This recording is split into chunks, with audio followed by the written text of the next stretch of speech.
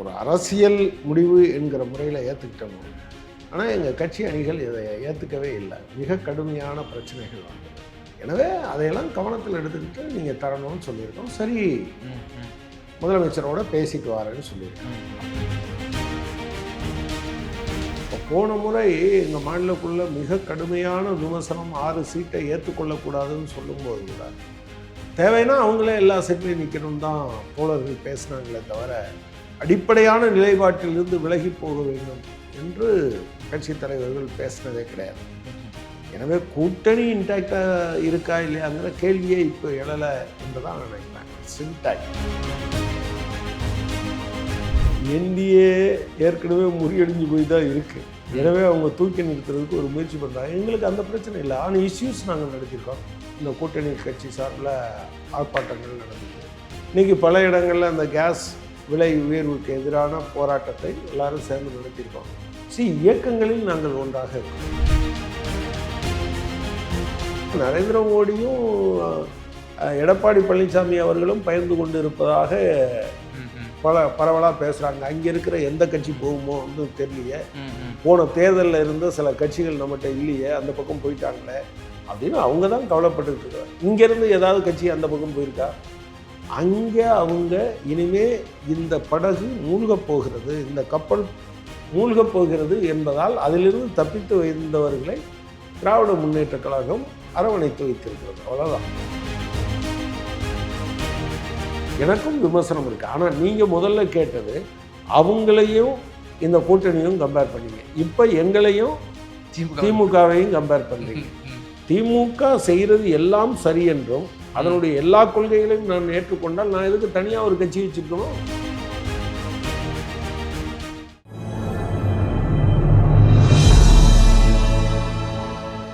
Tamil news நேரலுக்கு வணக்கம். இன்றைய சிறப்பு நேர்காணலில் நம்மோடு இருந்திருப்பவர் மார்க்சிஸ்ட் கம்யூனிஸ்ட் கட்சியினுடைய மூத்த தலைவர் மரியாதைக்குரிய கனகராஜ் சார். சார் வணக்கம். வணக்கம் சார். திராவிட முன்னேற்ற கழகத்தில் பெரிதாக பேசப்பொருளாக இருந்த இந்த காங்கிரஸ் கூட்டணி ஓரளவு இப்போ முடித்து ஃபைனலைஸ் பண்ணி அவங்களுக்கு இப்போ 28+1 அப்படின்ற மாதிரி கொடுத்து முடிச்சிட்டாங்க. அவைகளெல்லாம் பெரிதும் பேசுபொருளாகின. ஆனால் இன்னும் சில கட்சிகள் கூட்டணி பேச்சுவார்த்தை முடிக்கப்படாமல் அவர்கள் எல்லாம் இன்னும் பல கட்ட பேச்சுவார்த்தைகளை தொடர்ந்து நடத்தி கொண்டிருக்கிறார்கள். நாம் பிற கட்சிகள் வருவதற்கு முன்னாடி உங்கள் கட்சி, நீங்கள் சார்ந்திருக்கக்கூடிய கம்யூனிஸ்ட் பார்ட்டி ஆஃப் மார்க்சிஸ்ட், இது எப்படி திராவிட முன்னேற்ற கழகம் உங்களை அணுகுது? நீங்கள் ஒரு கொள்கை அடிப்படையில் ஒரு காமன் மினிமம் ப்ரோக்ராமுக்காக திராவிட முன்னேற்ற கழகத்திலேருந்து நீங்கள் இன்டாக்டாக தொடர்ந்துட்டு வர்றீங்க. கடந்த நாடாளுமன்ற ஆர்கே நகர் இடைத்தேர்தலுக்கு பிறகு நீங்கள் தொடர்ந்து வந்துட்டுருக்கீங்க. உங்களுக்கு உரிய மரியாதை கொடுக்கப்படுகின்றனவா? எப்படி பார்க்குறீங்க? மரியாதையிலெல்லாம் ஒன்றும் பிரச்சனை இல்லை.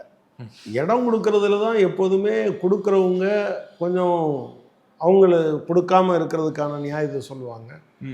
வாங்குறவங்க எப்போதுமே தங்களுக்கான நியாயம் என்னன்னு சொல்லுவாங்க. எனவே அந்த விஷயம் இப்போது 2 ரவுண்டு பேசியிருக்கோம். அவங்க நாங்கள் கேட்டதுலேருந்து குறைச்சிக்க முடியுமா அப்படின்னு அவங்க சொல்லியிருக்காங்க. அவங்கக்கிட்ட இல்லை நீங்கள் அதிக சீட்டுகள் எங்களுக்கு தரணும். போன தடவை நாங்கள் ஒரு அரசியல் முடிவு என்கிற முறையில் ஏற்றுக்கிட்டோம். ஆனால் எங்கள் கட்சி அணிகள் இதை ஏற்றுக்கவே இல்லை. மிக கடுமையான பிரச்சனைகள் வந்தது. எனவே அதையெல்லாம் கவனத்தில் எடுத்துக்கிட்டு நீங்கள் தரணும்னு சொல்லியிருக்கோம். சரி, முதலமைச்சரோட பேசிட்டு வரேன்னு சொல்லியிருக்கேன். அவ்வளோ. உங்களுக்கு சங்கடத்திற்கு உள்ளாக்கப்பட்டிருக்கிறதா?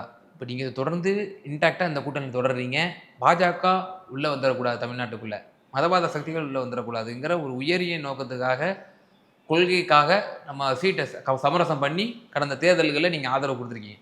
உங்களுடைய இந்த கருத்தை நான் உள்வாங்கிக்கிறேன்.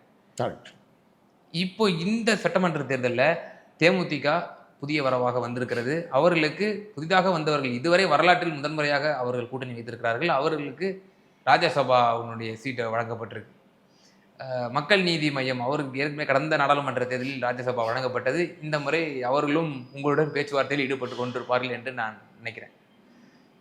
இப்போ இவர்கள் கொடுக்கப்பட்டிருக்கக்கூடிய முன்னுரிமை, அப்போ இவைகளெல்லாம் திராவிட முன்னேற்ற கழகம் கொள்கையோடு உங்களை அணுகவில்லையா? இப்போ நீங்கள் அவ்வளோ அக்கறையாக திமுகவோட கொள்கையை சார்ந்து கூட்டணியில் திறந்துட்டு இருக்கீங்க.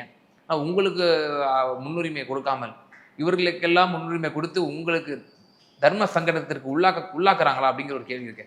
எங்களை தர்ம சங்கடத்துக்கெல்லாம் நாங்கள் யாரோடவும் ஒப்பிடுவதே கிடையாது, ஒப்பிட்டு பார்த்தெல்லாம் கேட்பதே கிடையாது.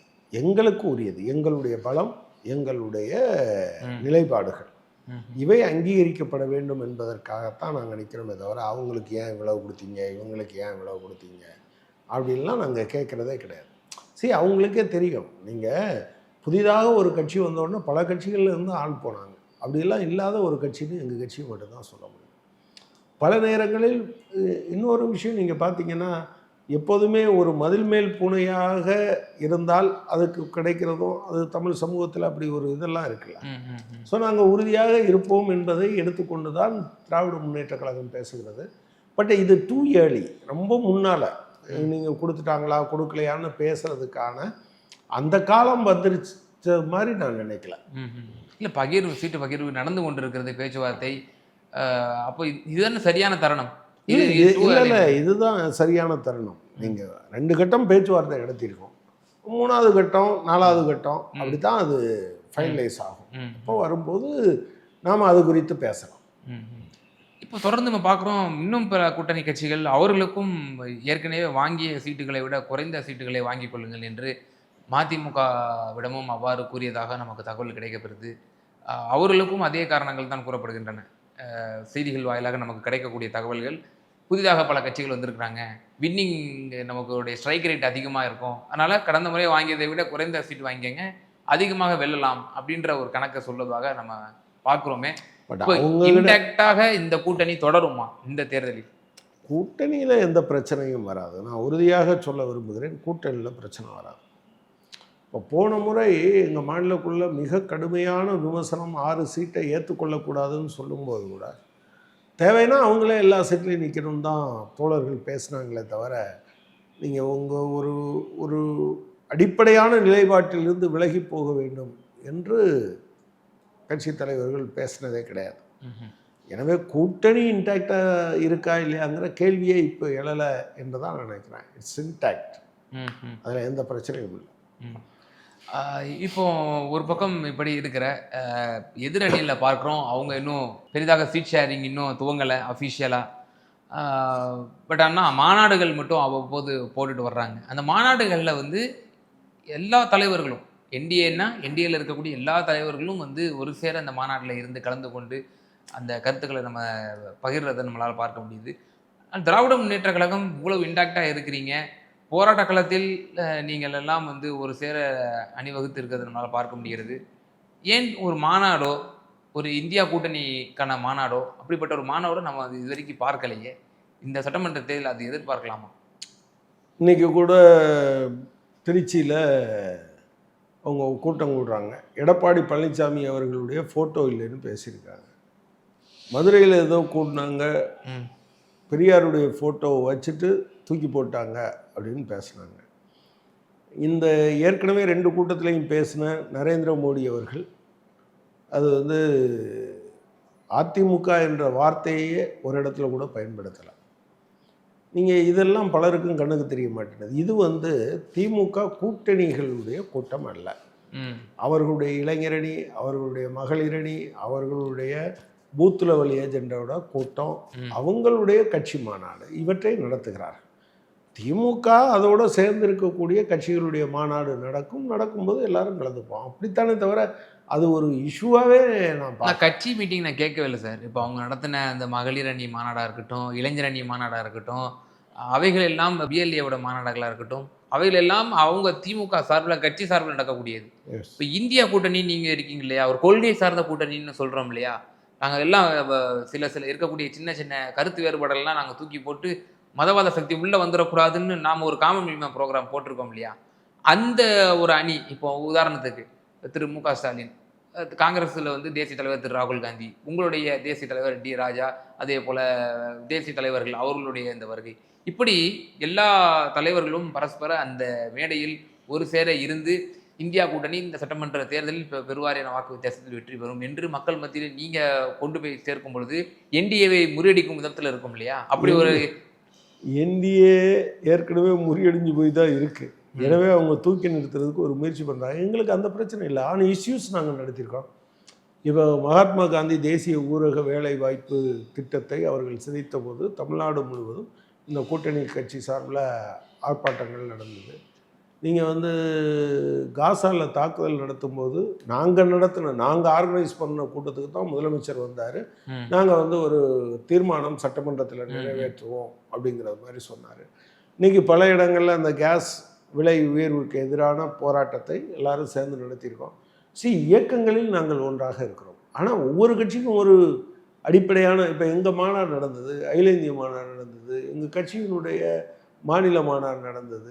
எங்கள் ப்ரோக்ராமை நாங்கள் எங்களோட தான் நடத்திட்டோம். அதில் சைடில் நடந்ததுன்னா ஏதாவது சாயங்காலம் ஒரு கலை நிகழ்ச்சி நடக்கும், ஒரு கருத்தரங்கு நடக்கும், இதில் எல்லாத்தையும் நாங்கள் அக்காமடேட் பண்ணியிருக்கோம். அப்படித்தான் நாங்கள் பண்ணியிருக்கோம். அப்படி இருக்கும்போது இப்போ எங்கள் மாநாட்டுக்குள் வந்து யாரையும் பேச நாங்கள் அனுமதிக்கிறதே கிடையாது. எந்த மாநாட்டிலையும் இடதுசாரி கட்சிகளுடைய தலைவர்கள் அந்த ஓப்பன் செஷனில் வந்து பேசுவாங்க. ஓகே, பொது மாநாட்டில் பேசுவாங்க. அதோடு சரி.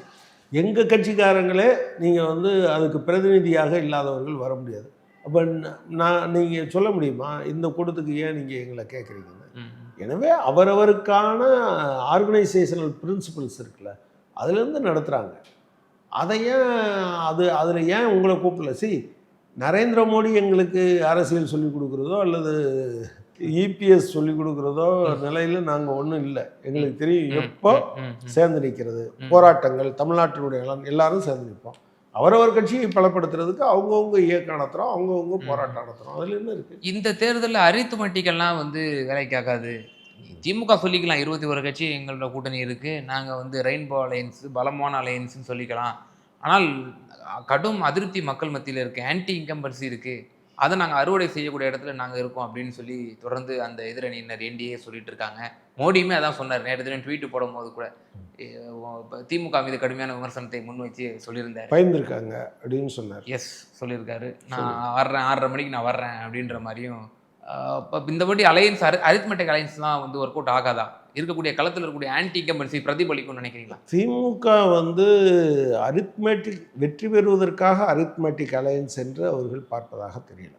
திமுக எல்லா கட்சிகளையும் அழைப்பது என்பது தமிழ்நாட்டினுடைய நலனுக்காக நிற்கிற கட்சிகள் எல்லாத்தையும் ஒருங்கிணைக்கிறது என்றுதான் அவங்க பார்க்குறாங்க. தேமுதிக அப்படி என்ன கொள்கை இருக்கு?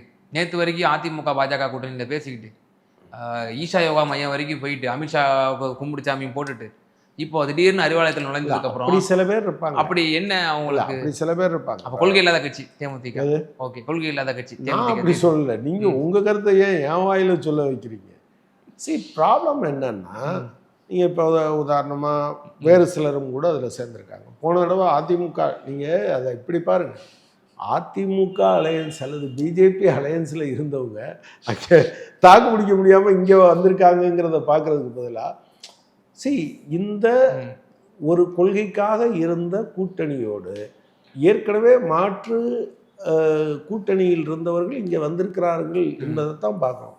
ஆக்சுவலாக நரேந்திர மோடியும் எடப்பாடி பழனிசாமி அவர்களும் பயந்து கொண்டு இருப்பதாக பரவலாக பேசுகிறாங்க. அங்கே இருக்கிற எந்த கட்சி போகுமோ வந்து தெரியலையே, போன தேர்தலில் இருந்த சில கட்சிகள் நம்மகிட்ட இல்லையே, அந்த பக்கம் போயிட்டாங்களே அப்படின்னு அவங்க தான் கவலைப்பட்டுக்கிட்டு இருக்கிறாங்க. இங்கேருந்து ஏதாவது கட்சி அந்த பக்கம் போயிருக்கா? இல்லை. அங்கேருந்து எத்தனை கட்சி இங்கே வந்திருக்கு? தேமுதிக வந்திருக்கா? வந்திருக்கா? அப்புறம் ஓபிஎஸ் போன தடவை அந்த கூட்டணியில் தான் போட்டி போட்டார், இந்த பக்கம் வந்திருக்காரா? உங்களுக்கு என்ன வேணும் ஆக்சுவலாக? அப்போ அரித்மெட்டிக் கால்குலேஷன் தானே, இதில் என்ன கொள்கை இருக்கு? எதில்? இப்போ இல்லை ஓபிஎஸ் வந்துட்டாரு, பார்த்தீங்களா? ஓபிஎஸ் வந்துட்டாரு, எஸ்டிபிஐ வந்துருச்சு, அதுக்கப்புறம் தேமுதிக பார்த்துட்டீங்களா? இங்கே வந்துட்டாங்க, அதனால இது வெற்றி அதிகமாயிடுச்சுன்னு நான் சொல்லலை. நான் என்ன சொன்னேன்னா, அங்கே அவங்க இனிமே இந்த படகு மூழ்கப் போகிறது, இந்த கப்பல் மூழ்கப் போகிறது என்பதால் அதிலிருந்து தப்பித்து வைத்தவர்களை திராவிட முன்னேற்ற கழகம் அரவணைத்து வைத்திருக்கிறது. அவ்வளோதான். இப்போ தொடர்ந்து களத்தில் பல ஆன்டி இன்கம்பன்சி இருக்குது. குறிப்பாக சட்டம் ஒழுங்கு பிரச்சனை சொல்கிறாங்க, பட்டியலத்தோருக்கு எதிரான பல சம்பவங்களை வந்து மேற்கோள் காட்டுறாங்க. இவைகளெல்லாம் வந்து நிச்சயமாக எதிரொலிக்கும். 2021 நீங்கள் எதிர்கட்சியாக இருந்துட்டு நீங்கள் வந்து தேர்தல் சந்திச்சிங்க. இப்போ 5 வருஷம் ஆட்சி செஞ்சுருக்கீங்க. ஆட்சி செஞ்சுட்டு இப்போ நீங்கள் வந்து மக்களை சந்திக்க போகிறீங்க. அவ்வளோ இலகுவாக இருக்காது களம், கடும் போட்டி நிலவும் அப்படின்னு சொல்லப்படுது. ஆக்சுவலாக கடும் போட்டியெல்லாம் நான் போன வகையிலும் இதுவரை தெரியலை. எனக்கு தெரிஞ்சு ஒரு மும்முனை போட்டி நிலவுகிறது. இந்த மும்முனை போட்டியில் திமுக போன தடவை விட அதிகமான திமுக அணி போன தடவை விட அதிகமான சீட்டுகளில் வெற்றி பெறும் என்பதைத்தான் பார்க்க முடிகிறது. ஏங்க கடுமையான போட்டி நிலவுது அல்லது அவங்க பக்கத்தில் இருக்காங்கன்னா இவங்கெல்லாம் ஏன் இங்கேருந்து இங்கே வராங்கன்னு கேட்குறேன் நான். அந்த கேள்விக்கு நீங்கள் பதில் சொல்ல மாட்டேங்கிறீங்க. அவங்க ஏன் இங்கே வராங்க? இவர் சொல்கிறாரு பயந்துட்டாரு. பயந்துன்னா திமுக பயந்து இருக்கிறது நாங்கள் வருகிற காரணத்தினால் அப்படின்னு. எதை பார்த்து பயந்தாங்கன்னு தெரில. அவர் தான் பயந்து போய் அவர் இருக்காருன்னு நான் நினைக்கிறேன். அமெரிக்கா திரும்ப திரும்ப நான் 30 நாளும் உனக்கு கச்சா எண்ணெய் வாங்க அனுமதி கொடுக்குறேன்னு சொன்னால் இவர் திருப்பி ஒரு வார்த்தை கூட பதில் சொல்லாமல் வந்திருக்காரு. யார் பயந்து இருக்கிறது? யார் பயந்து இருக்கிறதுன்னு நீங்கள் சொல்லுங்கள். அதை எதிர்த்து பேசியிருக்காரா? எதை கேட்டாலும் நான் 144 கோடி மக்களின் பிரதிநிதி. 144 கோடி மக்களும் தைரியமாக தான் இருக்காங்க. இவர் தான் பயந்து போய் வந்திருக்காரு.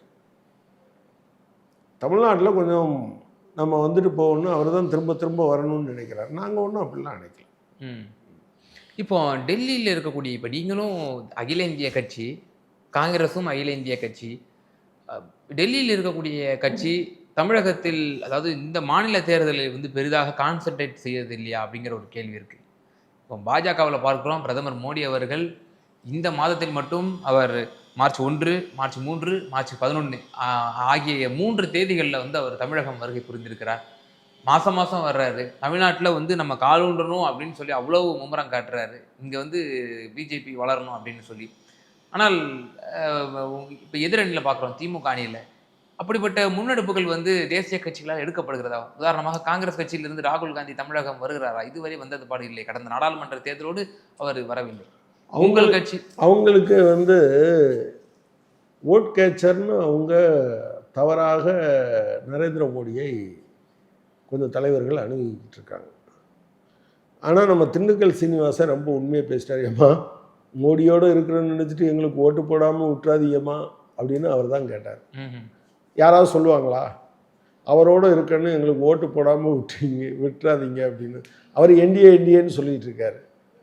அதில் பிரதானமாக இருக்கக்கூடிய கட்சி அதிமுக. அதுதான் அதிகமாக அவங்க தான் அந்த கூட்டணியில் அவங்கள சேர்த்துருக்காங்க. அப்படி தானே பார்க்கணும். பெரிய கட்சி சேர்த்ததாக தானே பார்க்கணும். அப்போ சேர்த்துருக்கவங்க என்ன சொல்கிறாங்க? அவரோட சேர்ந்தங்கிறதுனால ஓட்டு போடாமல் விட்டுறாதீங்க. அந்த பயம் அவங்களுக்கு இருக்குது. எனவே நீங்கள் சொல்கிற அரித்மெட்டிக் அது இது எதுவும் கிடையாது. தனித்து நின்று அவங்க தலைமையில் ஒரு கூட்டணி அமைச்சு 18.4% ஓட்டு வாங்கினது, திரு எடப்பாடி அவர்கள் காம்ப்ரமைஸ் செய்து டெல்லிக்கு போய் ஒரு கூட்டணி அமைச்சது, நாடாளுமன்றத்துக்கு போகாத சட்டமன்றத்துக்கு வந்திருக்கிறாரு. அப்போ நீங்க நினைக்கிறீங்களா பாஜகவை வந்து இன்னும் தமிழ்நாட்டில் அவங்க எதுவுமே இல்லை அப்படின்னு நினைக்கிறீங்க? எதுவுமே இல்லைன்னு நினைக்கல. ஆனால் அவங்க காட்டிக்கிறாங்கல்ல, அது மாதிரி எதுவும் இல்லைன்ற 11.4% வாங்கியிருக்கோம் அப்படின்றாங்க நாடாளுமன்ற தேர்தலில். சரி, பிரதான அணிகளாக 2 நிற்கிற போது அல்லது 3 அணிகள் நிற்கிற போது அப்புறம் நாடாளுமன்ற தேர்தலுங்கிற போது ஓகே காங்கிரஸுக்கு மாற்றினார் என்று அவங்க நினச்சிருப்பாங்க. காங்கிரஸுக்கு காங்கிரஸை பிடிக்காதவங்க அப்படின்ட்டு. மற்றபடி இந்த தடவை அத்தனை % வாங்கிடுவாங்களா? அவங்க அவ்வளோ சீட்டு வாங்குவாங்களா? நான் இப்போ சொல்கிறேன், அவ்வளோ சீட்டு வாங்க சொல்லுங்க பார்ப்போம். ஏங்க அவங்களுக்கு வேறு வாய்ப்பு இல்லாதனால திரும்ப திரும்ப இங்கே வந்துட்டு இருக்காங்க. எங்களுக்கு எல்லாமே நல்லா இருக்குது, எனக்கு என்ன பிரச்சனை? நீ அதைத்தான் நான் சொன்னேன். திமுக ஆன் இட்ஸ் ஓன் அவங்களுடைய கேடரையும் எலெக்ஷனில் வேலை பார்க்க BLA 2ஐயும் அவங்க ரொம்ப ட்ரெயின் அப் பண்ணி நீ இங்கெல்லாம் போகணும் அப்படிங்கிறதுக்காக வச்சுருக்காங்க. அது நல்லா தானே இருக்குது. இதில் என்ன பிரச்சனை? அவர் ஆக்சுவலாக நாங்கள் ஏன் அவரோட போட்டி போடணும்? அவர் தான் இவங்க என்னமோ இப்படி ரொம்ப ரிலாக்ஸாக இருக்காங்களே, என்ன காரணம்னு அவர் தான் கவலைப்படணும். எங்களை மாதிரி இருக்கிறதுக்கு என்ன செய்யணும்னு அவர் யோசிக்கணும். எங்களுக்கு அந்த பிரச்சனையே இல்லையே. சார், இப்போ வெட்டியவனுடைய பிரச்சாரம் பார்க்குறோம் முழு வீச்சில். இப்போ அவங்களும் இப்போ இறங்கியிருக்கிறாங்க. என்ன முழு வீச்சு? மோடி இங்கே தமிழ்நாட்டுக்கு வர்ற அன்னைக்கு ஏதோ பிரச்சாரம் பண்ணுறாங்க, பேசுகிறாங்க. அதுவும் ஒன்றும் எடுபடல. 193 தொகுதியில் நான் பிரச்சாரம் செஞ்சு முடிச்சிட்டேன்னு சொல்கிறாரு திரு எடப்பாடி பழனிசாமி அவர்கள். மக்களை காப்போம், தமிழகத்தை மீட்போம் என்ற. ஸோ அங்கே அவர் மட்டும்தான் போய் பிரச்சாரம் பண்ணிகிட்டு இருக்காரு. அதனால் பண்ணிகிட்டு இருக்காரு. எங்களுக்கு நாங்கள் எல்லா இடத்துலையும் பண்ணிகிட்டு இருக்கோம். என்ன செய்யணும்னு நினைக்கிறாரு அவர்? அவங்க ஆட்களை மட்டும் கூப்பிட்டு வந்துப்போம். ஒவ்வொருத்தருக்கும் ஒரு வழிமுறை இருக்குது. நாங்கள் எங்களை பொறுத்தளவில் நாங்கள் என்ன பண்ணுறோன்னா கீழ் லெவலில் இந்த வேலைகளை பார்த்துக்கிட்டு இருக்கோம். 100 நாள் வேலைக்கு நீங்கள் சீர்குள் வச்ச போது அதில் இருக்கிறவங்க எங்களோட தான் வந்து நின்னாங்க. அவரோட போய் நின்னாங்க கிடையாது. அவங்களுக்கு என்ன ஹோல்டு இருக்குது. ம், ம், ம். எனவே ஏதாவது நீங்கள் சொன்னது மாதிரி காலூன்ற வேண்டும் என்பதற்காக கால் கெடுக்க ஓடி வருகிறார். எங்களுக்கு அந்த பிரச்சனை இல்லை. நாங்கள் மக்களோடு இருக்கிறோம், எப்போதும் இருக்கிறோம். ம், ம், ம். புதிதாக தன்னை அறிமுகம் செய்து கொள்ள வேண்டிய நிலைமை அவருக்கு இருக்கிறது. ம், ம். அவ்வளோதான். ஆனால் கம்யூனிஸ்ட் கட்சி தன்னுடைய தனித்துவத்தை இங்கே தமிழகத்தில் வந்து நிலைநாட்ட வேண்டும், இங்கே நம்ம ஒரு இரு திராவிட கட்சிகளினுடைய ஒரு பேராசைட்டாக தான் இருக்கும் அப்படின்னு நீங்கள் என்றைக்குமே நினைச்சது இல்லையா? அது என்ன வார்த்தை பேராசைட்ஸ் அப்படின்ற விமர்சனத்தை திரு மோடிஜி வைக்கிறார். மோடி என்னங்க, மோடி என்ன இந்தியாவில் அல்லது உலகத்தில் இருக்க எல்லாத்துக்கும் அவர் தான் வந்து இலக்கணத்தை வரையறுப்பாரா? உங்களுக்கு எதிர்கட்சியில் உங்களுக்கு மோடி தமிழ்நாட்டில் வேலை நேரம் அதிகப்படுத்த வேண்டும் என்றால் முடியாதுன்னு அவர்னால சொல்லியிருக்காரா? அதாவது மோடிக்கு அடிபணியாத ஸ்டாலின், ரெண்டு சட்டமன்ற உறுப்பினர் வச்சிருக்கக்கூடிய சிபிஎம், அவங்க நிறைவேற்றிய மசோதாவை இது தவறுங்க, தமிழ்நாட்டுக்கு இது ஒத்து வராதுன்னு கைவிட்டார். இல்லை மோடி பெரியால, நாங்கள் பெரியால. தனியார் பல்கலைக்கழக மசோதா வந்தது, அவங்க நிறைவேற்றிட்டாங்க. அமைச்சர்கிட்ட பேசணும், இல்லைன்னா இது நியாயம்னாரு. முதலமைச்சர்கிட்ட பேசணும், கைவிடுறேன்னு சொன்னார். யார் பெரியால? நான் என்ன கேட்குறேன், இங்கே இருக்கிற அடிப்படையான மக்களுடைய வாழ்வாதார கோரிக்கைகளின் இவர் மேற்கு மண்டலம்னு சொல்கிறார்ல, மேற்கு மண்டலத்தில் இவர் முதலமைச்சராக இருந்த போதும் கூட கொடுக்காத தொகை பாரதியார் பல்கலைக்கழகத்துக்கு நிலம் கொடுத்தவங்களுக்கு பணம் வாங்காது. 44 வருஷம் ஆச்சு. எங்கள் மாநில செயலாளர் போய் ஒரு நாள் முழுவதும் காத்திருப்பு போராட்டம் நடந்து இப்போது அவங்களுக்கு வர்றதுக்கான ஏற்பாட்டை பண்ணியிருக்கோம். இவங்களால என்ன பண்ண முடிஞ்சுன்னு சொல்லுங்கள். பழைய பென்ஷன் திட்டம் வராதுன்னாங்க இல்லையா? அதுக்கு அந்த பழைய பென்ஷன் திட்டம் இல்லை. ஆனால் வந்து இந்தியாவில் இப்போ இருக்கிற பென்ஷன் திட்டத்தில் மேம்படுத்தப்பட்ட ஒன்றை எங்களால் கொண்டு வர முடிந்தது. அவங்களால முடிஞ்சுதா? நீங்கள் வந்து சத்துணவு ஊழியர்களுக்கு இவ்வளவு காலம் இல்லாமல் அவங்க ஓய்வு பெறும்போது பெறுகிற தொகை 1 லட்சத்திலிருந்து 2 லட்சமாக மாற்றப்பட்டு இருக்கிறது. அங்கன்வாடி ஊழியர்களுக்கு மாற்றப்பட்டு இருக்கிறது. அவங்களுக்கான பென்ஷன் 2000 3400 மாற்றப்பட்டிருக்கு. இதெல்லாம் அவங்க காலத்தில் நடந்ததா? இப்போ சமீபத்தில் எம்ஆர்பி செவிலியர்கள் 1000 பேர் நிரந்தரம் செய்யப்பட்டிருக்காங்க. அவங்களுக்கு இப்படி மக்களுடைய பிரச்சனையை நீங்கள் பார்த்தீங்கன்னு வச்சுக்கோங்க. இங்கே கேபி பார்க் உள்ளிட்டு நான் பல விஷயத்தை சொல்ல முடியும். குடிசை மாற்று வாரியமாக இருந்ததை நகர்ப்புற வாழ்விட மேம்பாட்டு வாரியம் என்று அவர்கள் மாற்றினார்கள். அதில் அதுவரை ஃப்ரீயாக போயிட்டு இருந்தவங்கள இனிமே அதில் வரணும்னா நீங்கள் குடியிருந்த வீடு பாழடைந்து இடித்து கட்டப்பட்டால் கூட அதுக்கு நாங்கள் காசு கொடுக்கணும். ஏன்னா நாங்கள் ஒன்றிய அரசு உலக வங்கி 3 பேரும் ஒப்பந்தம் போட்டிருக்கோன்னு அதிமுக சொல்லிச்சு. அந்த விஷயத்தில் நீ உலக வங்கி இல்லை, வேறு ஏதாவது உலகத்தில் இருக்க வங்கியோட கூட நீ ஒப்பந்தம் போட்டுக்கோ, ஆனால் இங்கே கொடுக்க முடியாதுன்னு போராடி இந்த அரசாங்கத்துக்கிட்ட நாங்கள் வெற்றி பெற்றிருக்கோம். வேறு என்ன வேணும் உங்களுக்கு? இல்லை போக்குவரத்து ஊழியர்களுடைய பெண்டிங் பேலன்ஸும் அப்படியே கொஞ்சம் வாங்கி தந்தீங்கன்னா நல்லாயிருக்கும். தூய்மை பணியாளர்களோட போராட்டம் இன்னும் வரைக்கும் நடந்துட்டு இருக்கு. அப்படியே பெண்டிங் இருக்குது. எவ்வளோ பெண்டிங் இருக்குது? எவ்வளோ பெண்டிங் இருக்குது சொல்லுங்கள்.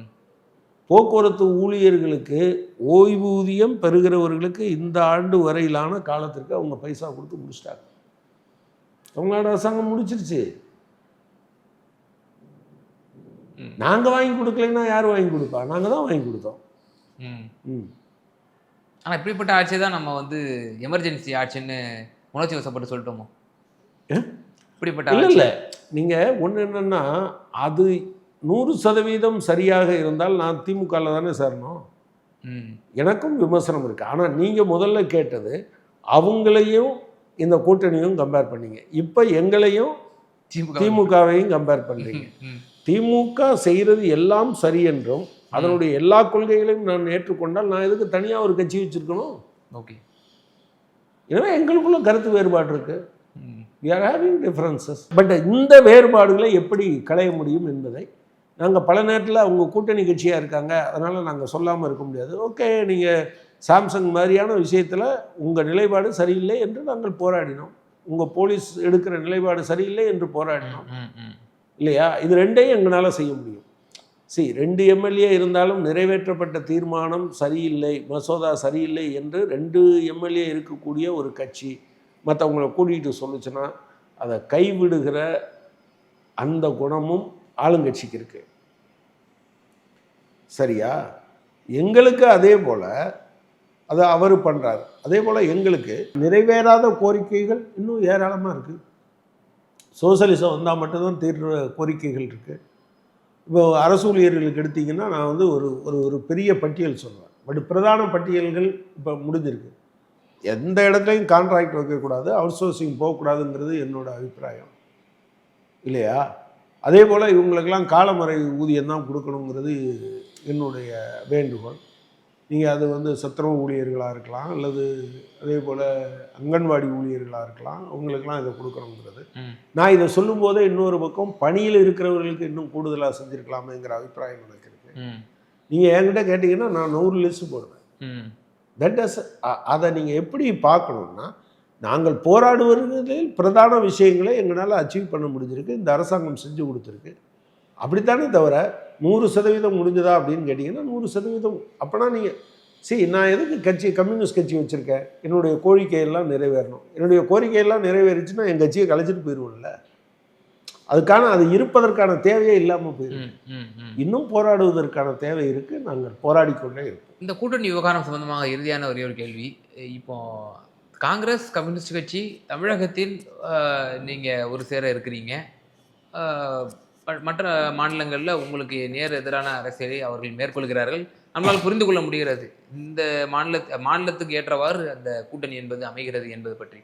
ஆனால் அண்டை மாநிலத்தில் திரு ராகுல் காந்தி அவர்கள் சிஜேபி என்று கம்யூனிஸ்ட் கட்சியை வந்து விமர்சனம் பண்ணுறாரு. கம்யூனிஸ்ட் ஜனதா பார்ட்டி அப்படின்னு சொல்லி, நீங்கள் தான் பாஜகவனுடைய பி டீம் கைபாவை அப்படின்ற மாதிரி சொல்கிறாரு. இது எப்படி, இது வந்து அண்டை மாநிலமாக இருந்தாலும் அதன் அருகில் இருக்கக்கூடிய மாநிலம் தமிழ்நாட்டிலும் வந்து எதிரொலிக்கும், இப்படிப்பட்ட கருத்தை முன்வைப்பதன் மூலியமாக அப்படின்னு சொல்லப்படுது. எப்படி பார்க்குறீங்க? அதை அங்கே இருக்கிற மக்கள் நிராகரிச்சிட்டாங்கல்ல. யாராவது அதுக்கு பதில் சொல்லியிருக்காங்களா? இங்கே just ignored it. Himanta Biswa Sarma சிபிஎம்லேருந்து போனாரா? குலாம் நபி ஆசாத் சிபிஎம்லேருந்து தான் போனார். வெஸ்ட் பெங்காலில் இருக்கக்கூடிய பாஜக இவ்வளோ அசூர வளர்ச்சி அடைஞ்சிருக்குல்ல சார், அந்த பாஜக கட்சிக்காரன்லாம் யார் சார்? தலைவர்கள் யாராவது போனாங்களா? இல்லை, ஓட்டு ஷிஃப்ட் ஆகிருக்குங்கிறதுல எனக்கு எந்த விதமான சந்தேகமும் இல்லை. அப்போ காங்கிரஸ் தானே இங்கே பிரதான எதிர்கட்சியாக இருந்தது.